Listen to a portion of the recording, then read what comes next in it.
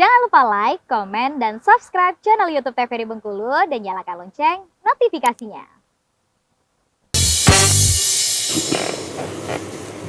Halo sahabat sehat, apa kabar Anda? Semoga selalu dalam keadaan sehat walafiat ya.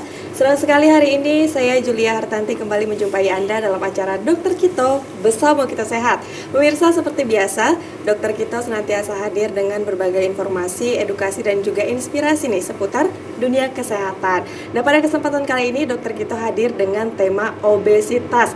Sudah hadir bersama dengan saya dua narasumber kita. Namun sebelumnya saya ingin mengingatkan dan sekaligus mengajak pemirsa di rumah untuk bersama-sama membahas mengenai obesitas ini.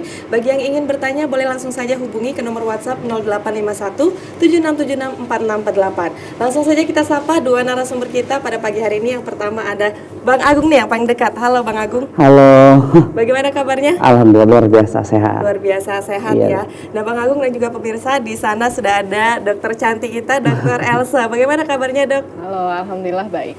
Luar biasa sekali. Terima kasih Dokter Elsa. Bang Agung sudah hadir di sini. Nah kita kali ini membahas mengenai obesitas nih Dok. Pemirsa di rumah tentunya banyak juga ya yang makan, kemudian mengakibatkan lemak di tubuhnya berlebih dan itu tentunya akan menyebabkan obesitas. Sebenarnya obesitas ini apa dan bagaimana nanti dampaknya boleh langsung dijelaskan oleh dua narasumber kita pada pagi hari ini. Ya. Mungkin untuk yang pertama dijelaskan oleh Dokter Elsa, boleh ya?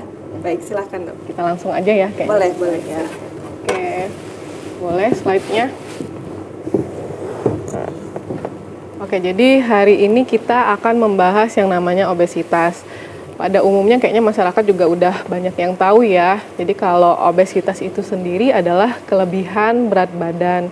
Jadi sebenarnya setiap orang itu tidak memandang anak-anak, dewasa, tua, seperti itu ya. Kita itu punya range normal seperti itu. Berapa sih normalnya berat badan atau yang disebut dengan indeks massa tubuh. Nah, jadi sebenarnya kita itu punya masing-masing indeks massa tubuh yang ideal. Nah, jadi secara penjelasannya atau secara pengertiannya, obesitas itu adalah kelebihan berat badan yang melebihi IMT normal atau indeks massa tubuh normal seperti itu.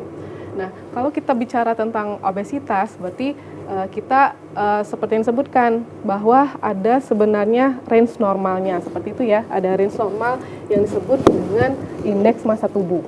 Jadi kalau kita bicara indeks massa tubuh seseorang itu ada perhitungannya nih, seperti itu ya. Ada perhitungannya untuk mengklasifikasikan apakah dia normal, apakah dia overweight, apakah dia obesitas, seperti itu. Jadi overweight sama obesitas itu beda pengklasifikasiannya di IMT itu. Jadi kalau untuk perhitungannya itu sendiri adalah kilogram berat badan. Jadi berat badan dibagi dengan tinggi badan yang sudah disamakan menjadi meter. Jadi kilogram berat badan dibagi dengan tinggi badan yang sudah dikalibrasikan menjadi meter dikali meternya lagi, jadi persegi, tinggi badan persegi, seperti itu ya. Itu untuk mengetahui ideal berat badan. Ya benar. Jadi kalau untuk kita mengetahui apakah kita normal, apakah kita overweight, apakah kita obesitas, atau malah underweight, seperti itu ya, di bawah normal, atau mungkin pemirsa TVRI di rumah menyebutnya apakah kurus ya, atau normal, ideal, atau gendut, seperti itu ya. Jadi kalau jadi tidak patokannya, misalnya kalau zaman sekarang kan anak-anak remaja ya, biasanya anak-anak gadis belia seperti itu, udah cabi dikit aja, kayaknya udah ngerasa gendut. Seperti itu ya.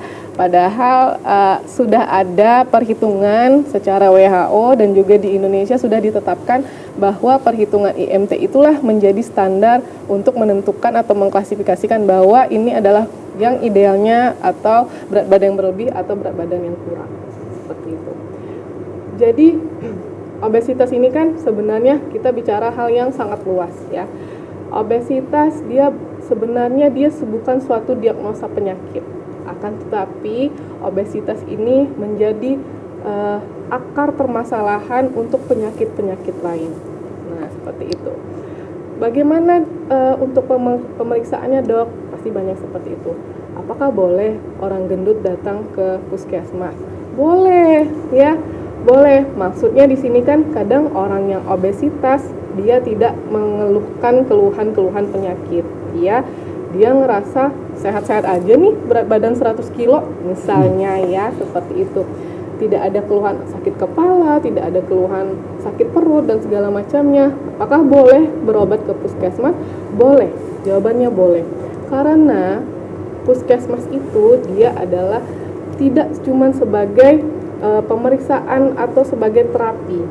Kami juga berperan sebagai promosi, seperti itu ya, sebagai preventif, pencegahan ya. Jadi walaupun sudah obesitas terus datang ke puskesmas, pasti akan dilakukan pemeriksaan-pemeriksaan lain. Selain pemeriksaan antropometri ya, kita bilangnya pemeriksaan berat badan, tinggi badan, seperti itu ya, lingkar perut, itu adalah pemeriksaan antropometri. Yang nanti juga akan dilakukan pemeriksaan lingkar pinggang, seperti itu.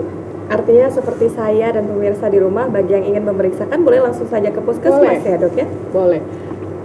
Jadi mungkin di sini saya juga mengubah stigma masyarakat kalau di puskesmas tidak hanya untuk pengobatan yang bergejala, ya. Walaupun obesitas itu sebenarnya sudah ada tuh gejala-gejalanya tersendiri, tetapi tidak menimbulkan atau tidak membebankan atau tidak mengganggu aktivitas masyarakat seperti atau aktivitas pasien. Biasanya kan kalau orang-orang kalau tidak mengganggu dirinya, tidak sakit atau tidak melukai dirinya, dia enggan untuk berobat. Karena merasa dirinya biasa-biasa aja tadi. Sementara obesitas itu dia memerlukan juga pemeriksaan yang komprehensif.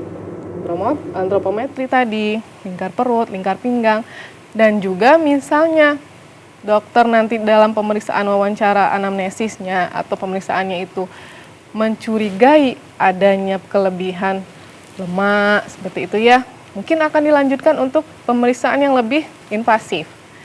Pemeriksaan apa gula darahnya atau pemeriksaan lipidnya seperti hiperkolesterolnya, pemeriksaan kolesterolnya apa tinggi atau normal seperti itu. Karena itu tadi obesitas itu dianya itu seperti akar dari permasalahan untuk penyakit-penyakit tidak menular lainnya seperti hipertensi, penyakit jantung koroner seperti itu ya, hiperlipidemia seperti itu. Jadi untuk orang-orang yang obesitas jangan takut ke puskesmas, karena di puskesmas ada kayak Pak Agung nih, dia ada promkes ya, promosi kesehatan, bisa berkonsultasi. Terus ada juga ahli gizinya di puskesmas itu, bisa berkonsultasi gimana pola makan yang baik kayak gitu ya. Mungkin akan terasa akan panjang untuk obesitas ini, karena kan obesitas ini kan penyebabnya lebih banyak atau dominan karena pola makan yang berlebihan. Habit pola makan itu yang mungkin akan lama untuk merubahnya seperti itu. Nah ini ya, kita bicara itu tadi, obesitas adalah kelebihan berat badan sebagai akibat dari penimbunan lemak tubuh yang berlebihan. Terus next. Nah ini, jadi kalau kita bicara untuk prevalensinya untuk berat badan yang berlebih pada dewasa ya, lebih dari 18 tahun, ini kebetulan datanya untuk Riskesdas 2018 adalah pada dewasa yang lebih dari 18 tahun. Di sini kita lihat ada peningkatan 3 tahun. Nah, ini yang hijau adalah berat badan yang lebih, yang kuning adalah obesitas ya. Jadi di sini yang berat badan lebih itu seperti yang dibilang tadi adalah overweight. Jadi dibedakan berat badan lebih dengan obesitas. Sebetulnya dok izin, kalau berat badan lebih itu dia masih termasuk ke dalam ideal, cuman dia cakupan yang paling tinggi, atau memang dia di luar ideal, cuman dia berat badannya sudah berlebih itu dok? Di luar ideal. Di luar ideal. Nanti kita akan masuk ke IMT-nya ya. Ini menandakan bahwa apa? Bahwa tiap tahun itu kita sudah mengalami peningkatan jumlah orang-orang yang obesitas seperti itu ya. Mungkin kita back dulu, oke. Dan ini adalah presentasi orang-orang yang obesitas di perkotaan maupun di pedesaan. Memang kalau menurut penelitiannya, orang-orang yang obesitas di perkotaan lebih banyak presentasinya dibandingkan pedesaan.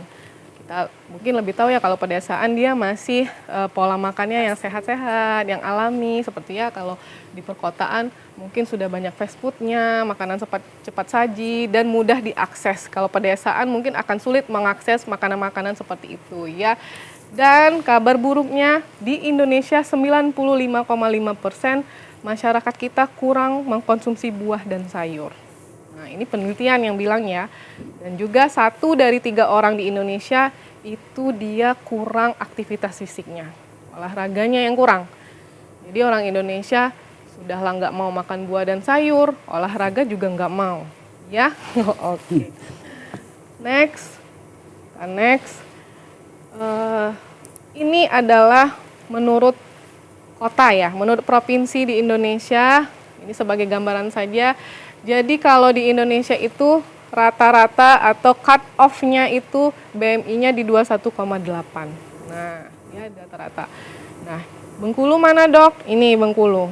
Ya, Bengkulu itu masih di bawah rata-rata. Tetapi apakah memang iya? Orang-orang Bengkulu semuanya berat badannya ideal, seperti itu ya.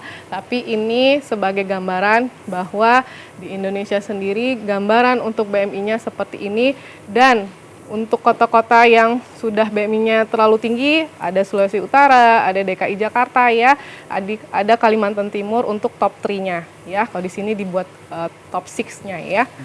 Oke, kita lanjut. Baik dok, sebelum kita lanjutkan usai jeda pariwara berikut ya. Pemirsa jangan kemana-mana, tetap bersama kami dalam Dokter Kito bersama kita sehat.